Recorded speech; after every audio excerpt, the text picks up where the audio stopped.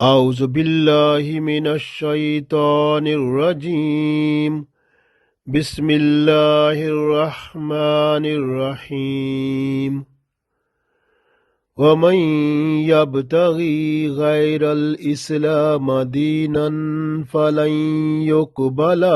منہ وہو فی الآخرۃ من الخاسرین۔ عزیز دوستو، السلام علیکم ورحمۃ اللہ وبرکاتہ۔ سورہ آل عمران آیت نمبر 85 تلاوت کی ہے۔ اس آیت میں اللہ تعالیٰ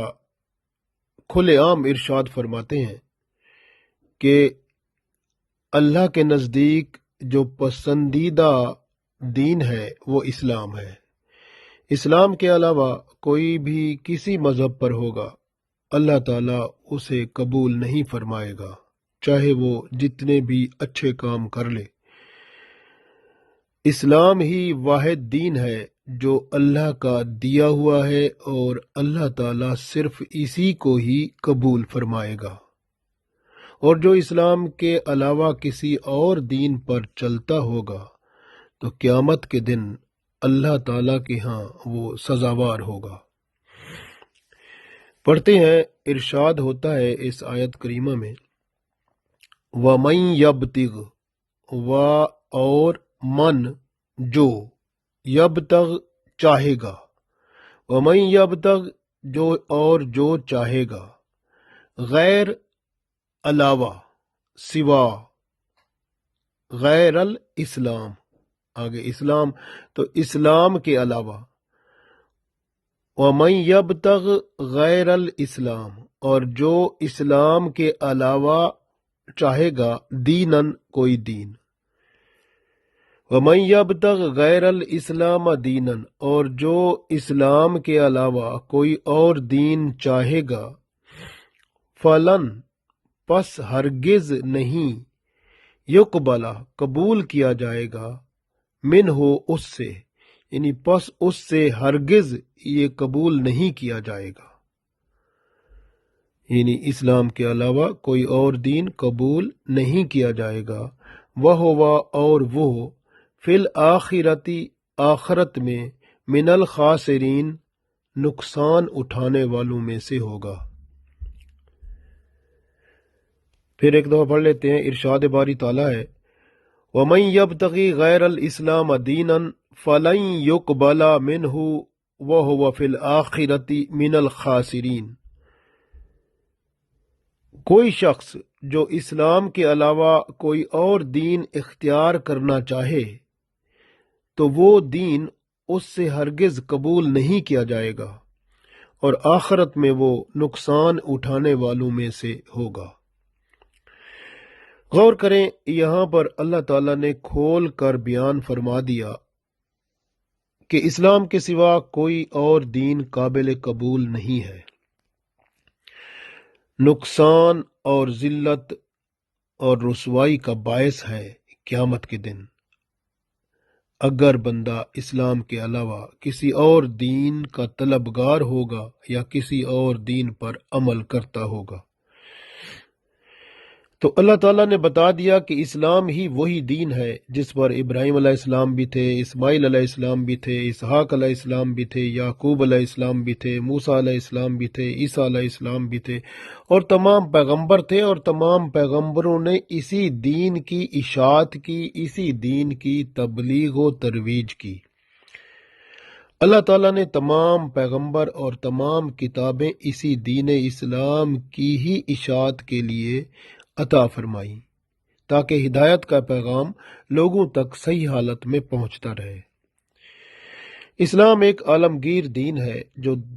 زندگی کے تمام امور کا مکمل ضابطہ لیے ہوئے ہے۔ اس میں کسی قسم کا کوئی شبہ تک بھی نہیں ہے، اور رسول اللہ صلی اللہ علیہ وسلم نے اسی دین کی ہی تکمیل فرمائی ہے۔ یہی دین اسلام انسانی عقائد اور اعمال کو اجر و ثواب سے نوازتا ہے۔ یہی اجر و ثواب، درجات کی بلندی اور جنت میں اعلیٰ سے اعلیٰ مقام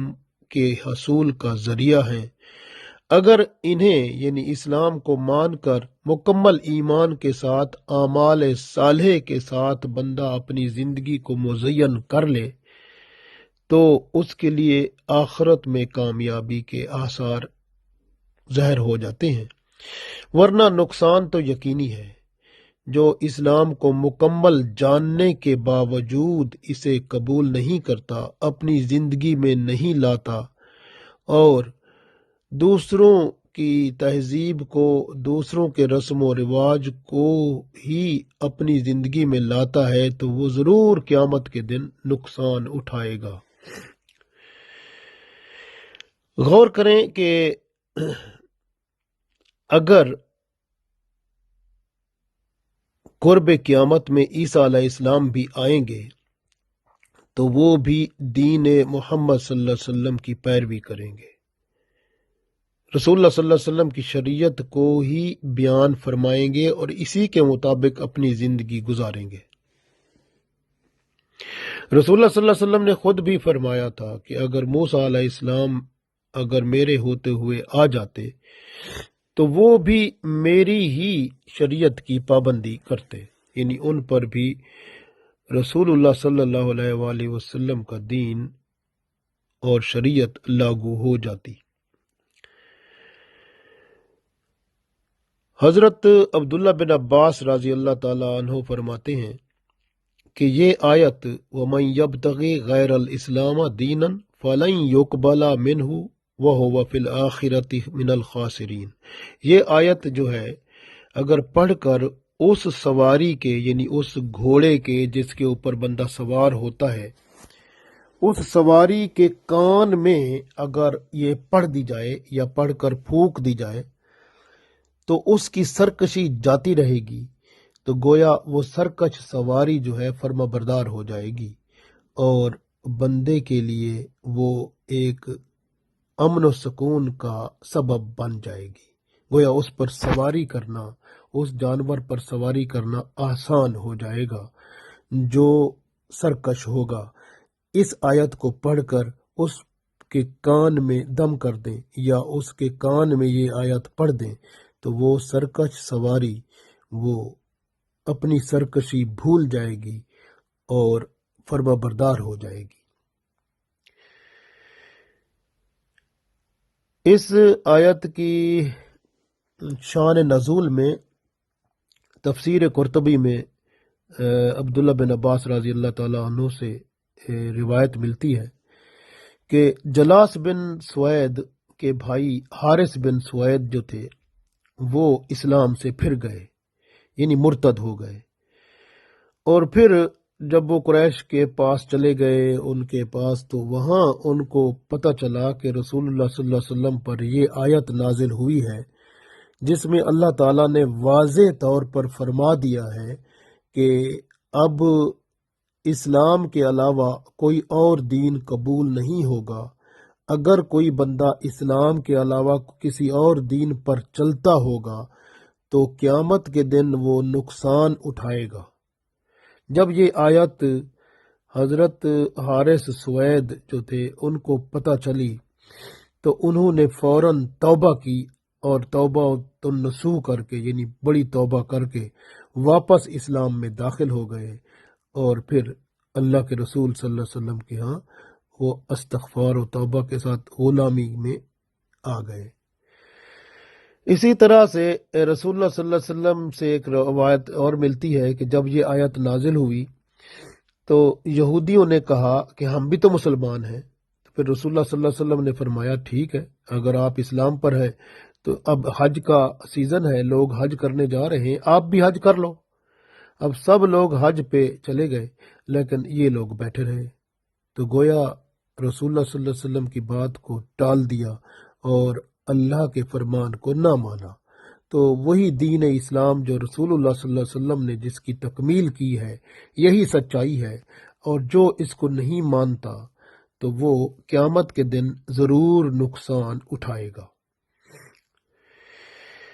سورہ بقرہ میں ایک آیت ہے، آیت نمبر 62، یعنی 62 نمبر آیت۔ اس کا مفہوم کچھ لوگ کرتے ہیں جو کہ دوسرے لوگوں کو ذرا مختلف کر کے بتاتے ہیں. میں ذرا اس کو پڑھتا ہوں، آپ دیکھیں. تو آیت نمبر 62 سورہ بقرہ کی ہے. ان الذین آمنوا والذین ہادوا والنصارى والصابئین من آمن باللہ والیوم الآخر وعمل صالحا فلہم اجرہم عند ربہم ولا خوف علیہم ولا ہم یحزنون. اس کا ترجمہ ہے کہ ان الذین آمنوا، بے شک جو لوگ ایمان لے آئے، والذین ہادوا اگر وہ یہودی ہیں، والنصارى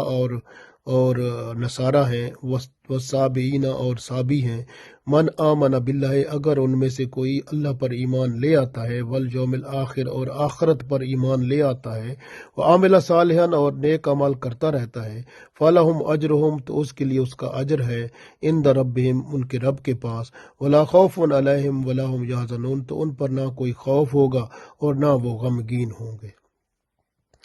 اب اس کا جو مطلبی معنی ہے وہ یہی نکلتا ہے، اور بعض لوگ اس کی وجہ سے یہودیوں کو، عیسائیوں کو اور صابی جو ہیں ان کو، یا ایسے لوگوں کو جو یعنی اللہ پر ایمان لاتے ہیں اور آخرت پر ایمان لاتے ہیں، تو ان کو کہتے ہیں کہ آپ کو بھی ٹھیک ہے، اللہ تعالیٰ آپ نیک عمل کرتے ہیں، اللہ تعالیٰ آپ کو اجر دے گا اور آپ کو کوئی خوف نہیں ہوگا، آپ کو کوئی غم نہیں ہوگا، لہٰذا آپ جنت میں جائیں گے. تو اس آیت کے جو لفظی معنی ہیں اس کے مطابق لوگوں کو یہ لوگ بتاتے ہیں جب یہ آیت پڑھ کر بیان کرتے ہیں. لیکن آپ غور کریں کہ یہ آیت جو میں نے اب تلاوت کی ہے سورہ آل عمران کی آیت نمبر 85 ہے، یہ اس آیت کو منسوخ کر دیتی ہے. یعنی اس آیت کی جو معنی ہے، معنوی طور پر اس آیت کو یہ آیت منسوخ کر دیتی ہے، کیونکہ یہاں اللہ تعالیٰ نے ارشاد فرما دیا ہے، حد قائم کر دی ہے کہ وَمَن يَبْتَغِ غَيْرَ الْإِسْلَامَ دِينًا کہ کوئی بندہ جو اسلام کے علاوہ کوئی اور دین پر ہوگا. جس طرح یہ یہودی ہیں، اگر یہودیت پر ہوں گے یا عیسائی ہوں گے یا مصابی ہوں گے، وہ اپنے دین پر ہوں اور پھر نیک عمل کریں اور پھر وہ آخرت پر بھی ایمان رکھیں، اللہ پر بھی ایمان رکھیں اور کہیں کہ ہم تو بخشے جائیں گے. اس آیت کے حوالے سے جو سورہ بقرہ کی آیت نمبر 62 ہے،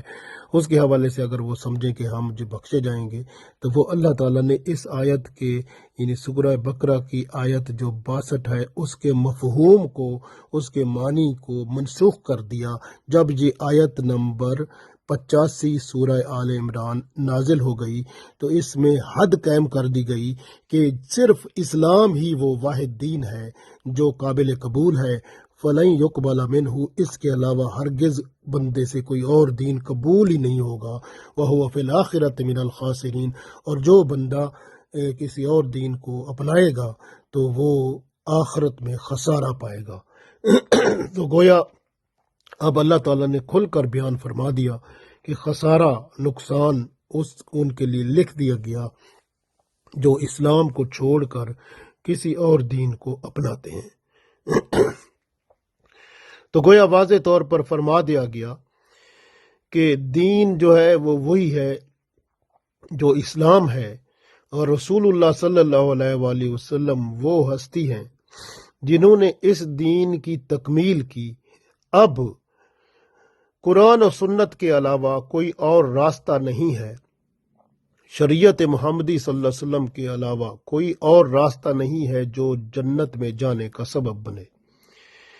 اس لیے اسلام کے علاوہ کوئی دین اللہ کے ہاں قابل قبول نہیں ہوگا. تو سورہ بقرہ کے ظاہری مفہوم کو بھی منسوخ فرما دیا گیا. تو اللہ تعالیٰ نے کھلے عام یہ سب کو بیان فرما دیا کہ صرف اسلام ہی واحد سہارا ہے، واحد دین ہے جو اللہ کو پسند ہے. ان الدین عند اللہ الاسلام بے شک اللہ کے نزدیک جو دین ہے وہ اسلام ہے. اس لیے جو اسلام کو قبول نہیں کرے گا، اس کو چھوڑ کر کسی اور دین میں چلا جائے گا، تو قیامت میں نقصان اٹھائے گا، اور وہ نقصان اس کے لیے بہت بڑی ہی سب سے تباہی کا باعث ہوگا. تو اس لیے اللہ تعالیٰ نے کھل کر یہاں بیان فرما دیا. ہم اللہ تعالیٰ سے دعا کرتے ہیں کہ جب تک ہمیں زندہ رکھ، دین اسلام پر ایمان کامل، اعمال صالح کے ساتھ زندہ رکھ، اور جب اس دنیا سے اٹھا تو دین اسلام پر ایمان کامل کے ساتھ، اعمال صالح کے ساتھ ہی اٹھا، تاکہ ہم تیرے ان لوگوں میں شامل ہو جائیں جن پر تیری نظر کرم ہو اور تیری خوشنودی کا باعث بنے۔ اللہ ہم سب کو توفیق دے، ہماری دعاؤں کو قبول فرمائے، آمین۔